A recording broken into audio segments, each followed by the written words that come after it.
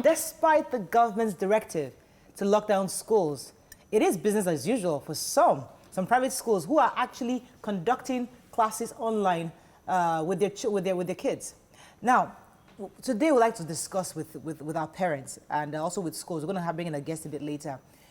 We'd like to hear parents' views on, do you think it is right for private schools especially to continue online classes and to continue third term? Especially because the government has said no third term right now, schools shut down until further notice. But private schools who have the capacity, who have the ability are saying, we're going to continue online because we have the capacity to continue third term. As an educationist, I was happy that we are not just going to sit down with the children and not have what to do. Right. So I was happy that we decided to resort to online learning for schools that can afford to have that. I was also happy because I know that the world out there is not waiting for Nigeria. The world is moving on. If you go outside, their curriculum is ongoing as we speak because they have the modalities to have a proper online learning. And that is where the world is going to. So let's not be deceiving ourselves and lying to ourselves. What I would have expected is the government should find a way to continue for those who have online, and for those who do not have online, find ways that they can release the curriculum to them and get their textbooks so that parents can find ways. When you come back at home at night, hold on. When you come back at home at night, it will not take you more than 30 minutes to look through and help your child. The only children that will likely suffer are those very little ones who you are still probably having to hold their hands. But you see, for my son, who is just 9, I don't look through his work.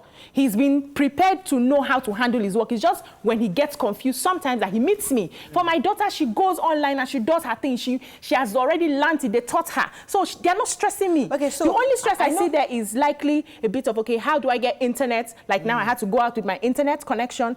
But there are lessons that are recorded so that anytime mommy comes home, you can access your lessons. Nigerians should stop leaving everything. Government, see, we shout from today to tomorrow. You, at some point, you must admit you are the one doing yourself. So they've put a radio station there. Force your child to sit through.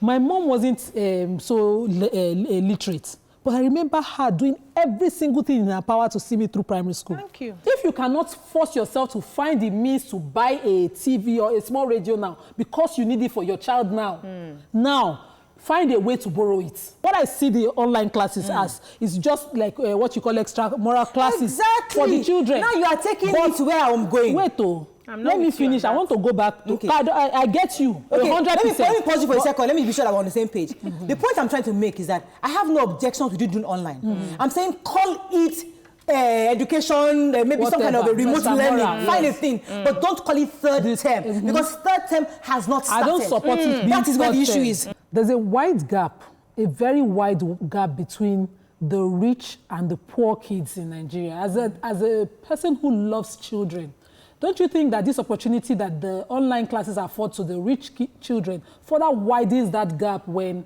we sort of, at the end of the day, think of replacing third term entirely with what we've been achieving for the kids now?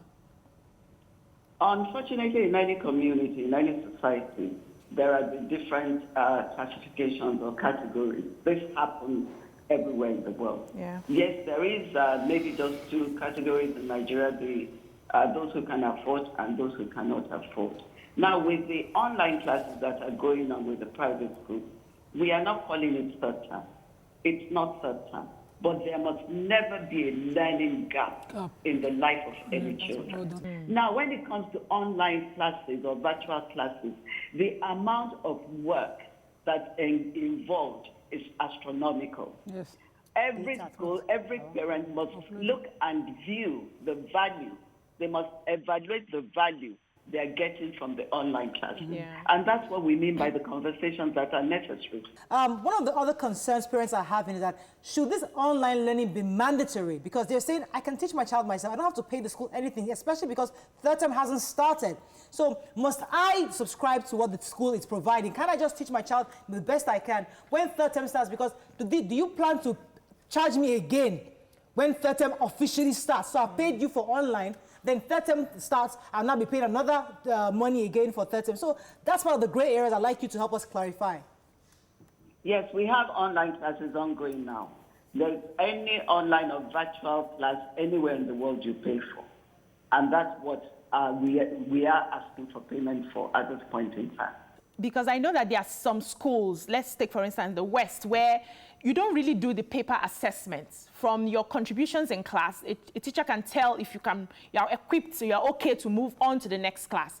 Must we insist that you must be assessed before you move into the next class, considering what is happening now? Can't schools just resume and the students who are supposed to move to the next class just go to the next class? What will happen? Yes. What will happen? Unfortunately, we all operate under an umbrella at a national level of testing and certification. Yeah.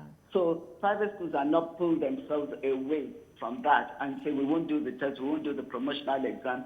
That is still what operates in our own ecosystem in Nigeria. Okay.